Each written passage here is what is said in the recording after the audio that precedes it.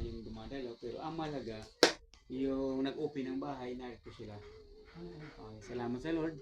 At itong ating ginagawa na prayer meeting with Bible study. Prayer at saka may kasamang Bible.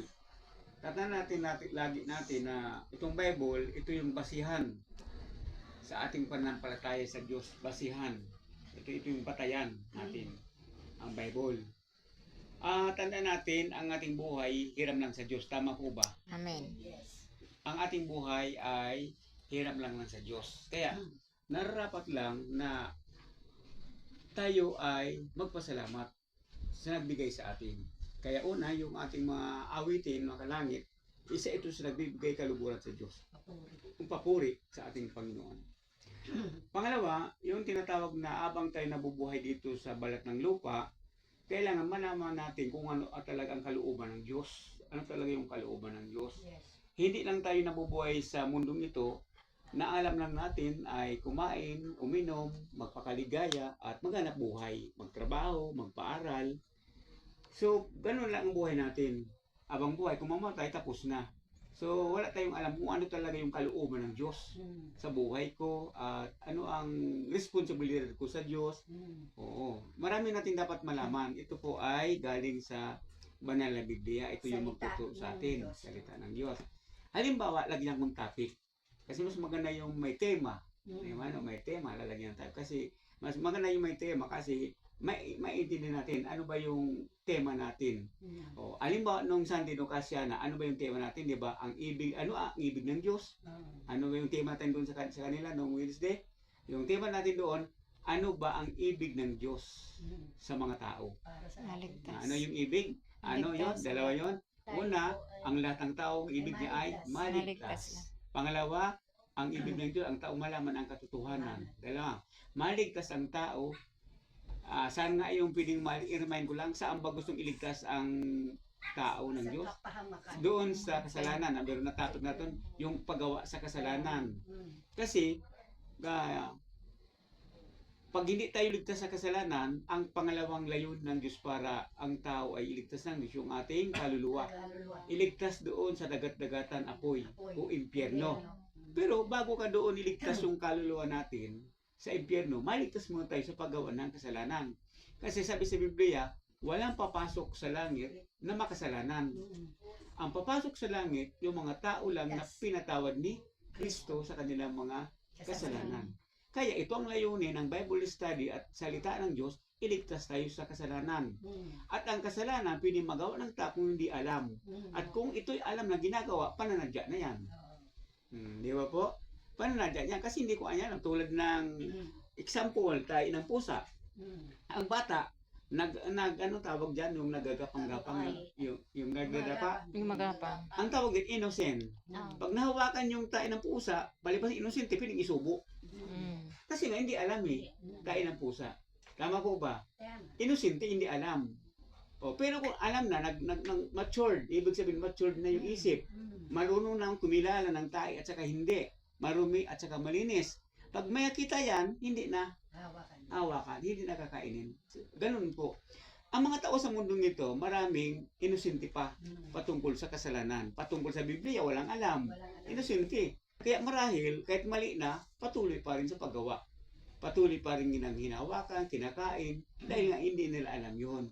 Pero matapos makita, malaman ang katotohanan, di na yun gagawin. Bakit? Ibig ng Diyos ang lahat ng tao, malaman ang katotohanan. Saan ang katotohanan? Nasa Bible. Bakit? Ano ang laman ng Biblia? Salita ng Diyos. Ang sabi, ang salita ng Diyos, katotohanan. At ang katotohanan, ang siyang magliligtas sa kasalanan sa tao. Next, magliligtas sa kaluluwa ng tao. Maraming mga tao na hindi alam may kaluluwa. Kung may alaman, hindi alam kung pag namatay kung saan pupunta. Basta ang sabi, bahala na kung saan mapunta. Pero kung dito tayo sa pag-aaral, alam natin yun. Kaya ito yung sinatawag na katotohanan. Okay, intro ko lang yun. Pero magbibigay ako ng topic. Yun po ay remind ko lang nung doon kay Shana. Yun yung ibig ng Diyos, maligtas ang tao sa kasalanan at saka sa impyerno. Malaman ang katotohanan. Continue tayo sa truth. Katotohanan. Continuous tayo ngayon sa pag-aaral. Ito yung topic natin, ang tema. Ano ba ang pinakamahalagang utos ng Diyos sa Biblia? Ano yung pinakamahalaga? Ito. Alin ang pinakamahalaga? Pagkain o damit? Pagkain. Alin ang pinakamahalaga sa tao? Halimbawa, pagkain o damit? Pagkain. Pagkain talaga. Di ba, ano? Pagkain. Ngayon, pag sabi nga, may damit ka, wala kang pagkain, Namatay ka. mamatay ka.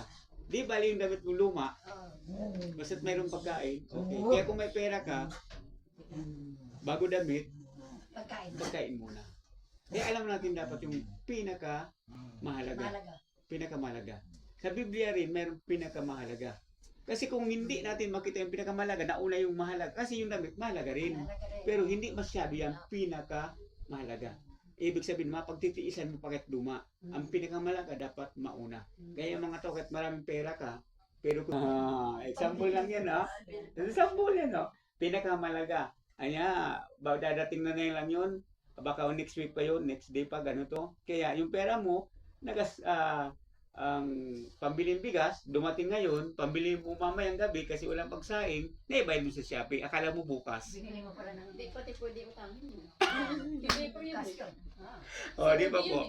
Kaya kailan matukoy natin yung pinakamahalaga. Na huwag mong galawin yan na meron kang pinaglalaanan. Dahil para sa ano. Magbabasa.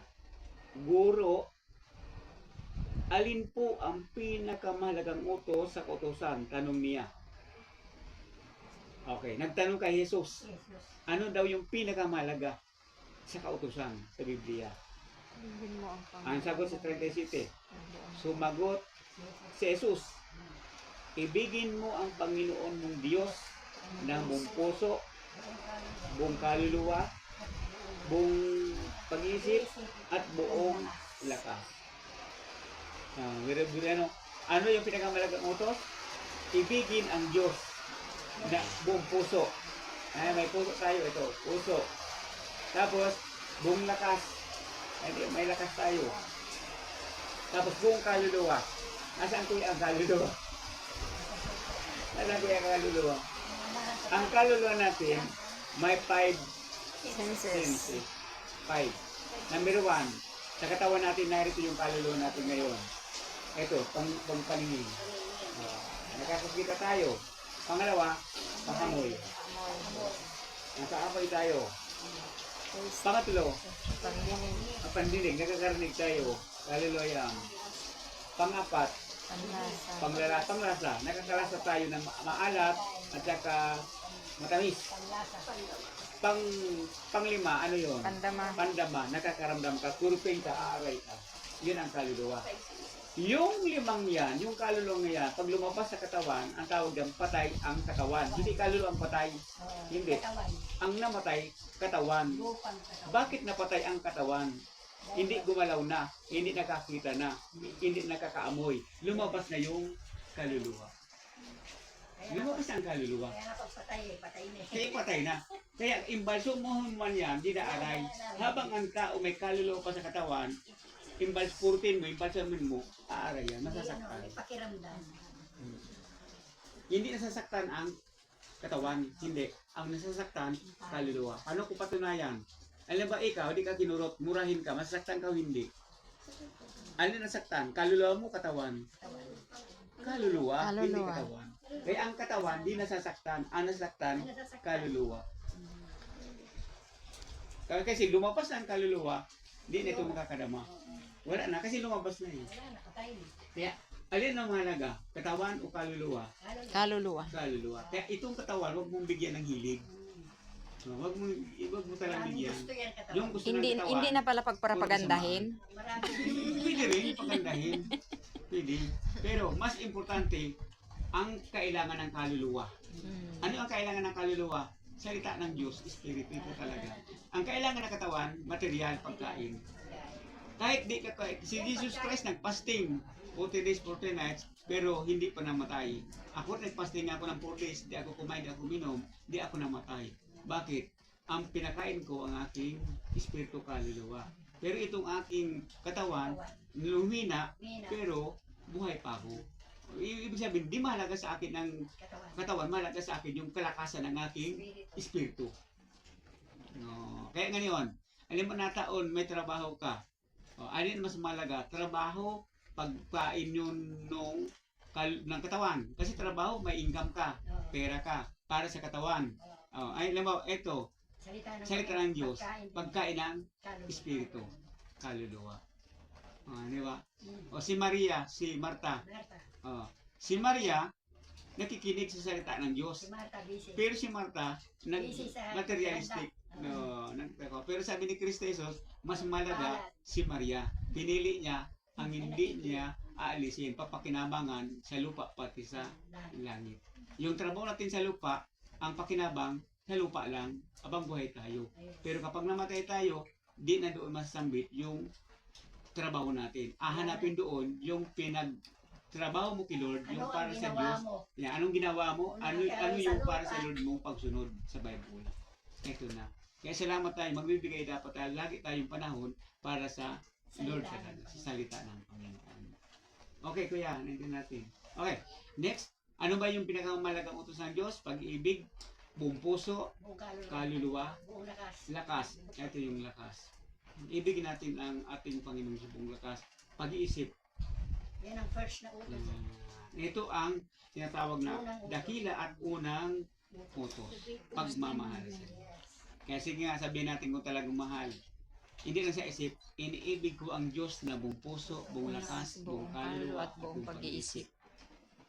Kailangan ko, Love Brad, your God with Michael, all my sabihin mo heart, lang with yun. all your heart, Ay, with ito, all your ako- soul, with all your... Ako bilang pastor, nung matutunan ko ito pinakamalaga, matulog ako sa gabi, pagbangon ko sa umaga, kahit nagmumotor ako, kahit pumunta, sinasabi ko lagi ang iniibig ko ang Diyos na buong puso, buong lakas, buong kaluluwa at buong pag-iisip. Lagi sinasabi ko, iniibig ko ang Yan Diyos. ang unang Sample, bakit kailangan namin sambitin? Kahit alam na ni Jesus na mahal mo siya, pero kailangan mo iparinig pa. kailangan Saan mo ipaparinig? sa maglang people. Maglapipol at kay Satanas. At saka si Kasi Satan. ang nakakabasa ng isip natin, Si Satan. Diyos, si Diyos, si Satanas din nababasa ang isip natin. Hanggat hindi mo sabihin, di alam ni Satanas yan kung ano ang iniisip mo. Malibang bigkasin mo. Pero si Lord, O nakikita. Nakita. alam naman ng puso at alam ng isip. Alam niya. Pero bakit sinasambit ko pa? Bakit kailangan sambitin ang iniibig ko ang Diyos para ipanirig natin, hindi lang sa tao, kundi kay Satanas na tayo nagmamahal sa Diyos. At saka gustong-gusto ng Diyos yun eh. Alam mo ako, pastor, nagkakasal ako. Alam naman sabihin ko, babae, minamahal mo ba Ang lalaki. si lalaki? Magsasama kayo sa hirap at ginhawa? Kasi alam nga naman, di sa mimik, kailangan, opo. Oo, opo siya. Kung sagutin naman niya ako, ikaw talaga pastor, alam mo na kaya pinakasalan mo mahal, bakit sasagot pa ako? O, di ba? Kailangan marinig, di ba? Kaya iparinig mo. Tulad din yung pagmamahal sa Diyos, iparinig natin araw-gabi, iniibig ko ang Diyos na buong puso, buong lakas, buong kaluluwa, at buong pag-iisip. Pag narinig yan ng mga tao, marinig yan ng Satanas, ay talagaan niyang ibang pagmamahal to. Di ba? Kasi, ibigin mo ang Diyos ng buong puso at lakas. Yung lakas, kaya kung mahal mo, huwag kang manuntok. Di ba lakas to, oh? Kaya mahal mo ang babae, tapos sinusuntok mo, sinasaktan mo. Ibig sabihin, di mo mahal ang Diyos. Kasi ang sabi, ibigin mo ang Diyos ng buong puso. Pati asawa mo, hindi mo mahal. Bakit? Yung lakas mo, ginagamitan mo siya ng lakas. Ginagamitan mo ng lakas. Di ba po yan? Kaya bawal. Bawal manuntok. At saka mahal mo siya, bakit mo susuntok mo? Yeah. Kaya kailangan may gawa talaga. Mayroong pagkilos. Kilos. Kaya yung salitang pagmamahal, hindi ito maikling pag-aaral. Marami itong ibig sa malawak to kung palalawakin. Yung salita lang yan ha. Ang pinakamalagang utos ng Diyos, pag-ibig sa Diyos. Pero malawak yung Kasi palawakin. agapi yun. Pag-ibig sa Diyos. Maraming klase. Next. Kung mahal natin ang Diyos, sabi sa Biblia, sundin natin ang kanyang utos. Di ba? Sundin natin ang kanyang utos kung mahal natin. Kung hindi natin mahal ang Diyos, hindi natin susundin sa salita lang. Kaya, nagmahal ka sa Diyos sa salita, pero walang gawa. Ang daw pagmamahal na walang gawa, useless, patay. Kailangan mayroong pagkilos, mayroong pinapakitang gawa. Kaya tulad nito, mahal natin ang Diyos, sinasabi natin, ano bang katunayan na mahal natin ang Diyos. Abet, tutuparin natin ang kanyang mga utos. Sabi dito, ang pangalawang utos, ano yun? Yung pangalawa? Ibigin mo ang iyong kapwa gaya ng pag-ibig mo sa iyong sarili. Yun ang pinakamalang utos. Una at pangalawa. Ibigin mo ang iyong kapwa gaya ng pag-ibig mo sa iyong sarili. Yan ang pinakamalaga at pangalawang utos. Tanong, paano mo ibigin ang kapwa mo kung inaaway ka? Ayun na. Yan na. Kaya nga ano. Kaya lahat puro love eh. Yan, example. Wag kang gagawa ng masama laban sa iyong kapwa. Pati yung Pag inaway ka, hayaan mo. utos ng Diyos, mahalin mo eh. Pag sinampal ka, ibigay pa yung kabilang piece niya, no? Mahalin yung nakaaway mo nasa puso. Sige nga, ito pa nga. May ganun. Ah. Tao lang tayo. Ah. Tayo perfect. Tao po, tao. Tayo nagkakamali. Pero, Maaring sa ang una. pagkakamali ng tao kapag ikilala sa Diyos na itutuwid at nagpapatuwid. Siya ang nagbibigay ng payag. Lahat naman tayo nagkamali. Ako nga. Oo. Isa rin ako Lahat ng gusto tao, patay tao. nagkasala, makasalanan. Lahat tayo. Wala Pero, pinagkay- Dahil nalaman natin ang katotohanan, pinalaya tayo doon pinalaya tayo sa kasalanan. Pinalaya talaga tayo. Di ba? Importante yan. Ito. Pinaka-importante. Okay, ito ang sabi ng Biblia. Sabi dito, sa susunod, sa 41 na 40. Sa dalawang utos na ito, nakasalalay ang buong kautusan ni Moises at ang katuruan ng mga propeta. Sa dalawang utos na ito, nakasalalay yung kautusan ni Moises. Ibig sabihin, nandoon nakapalaman sa kautusan ni Moises. Ano ba yung kautusan ni Moises? Correct. Yung 10 utos, hinati yun sa Dalawa. pinakamalagang utos. Para sa Diyos at para sa kapwa. Oh, malinaw po yan. Kaya ang 10 utos, hinati sa dalawa. Hinati. Kaya kung mahal natin ang Diyos, sundin natin ang utos sa 10 utos. Kung mahal natin ang ating kapwa, sundin natin ang 10 utos, yung para sa kapwa din. Sa tao. Para sa tao. Oh, ano ba yung para sa Diyos? Ito. Oh, pag-usapan natin yon. Kung mahal natin ang Diyos, sabi sa 10 utos, huwag kang magkaroon ng ibang Diyosan. Hindi yung ribulto tinutukoy pa doon. Hindi. Diyos-Diyosan pala. Lahat ng mga gusto mong mga nakakahadlang. Ayan. Diyos, Yung Diyosan kung sino yun. susunod mo, yun ang Diyos mo. Kung sino susunod mo, Halimbawa, mga alahas, mga ano, Ah. mga Diyos-Diyosan. Diyos-Diyosan yun.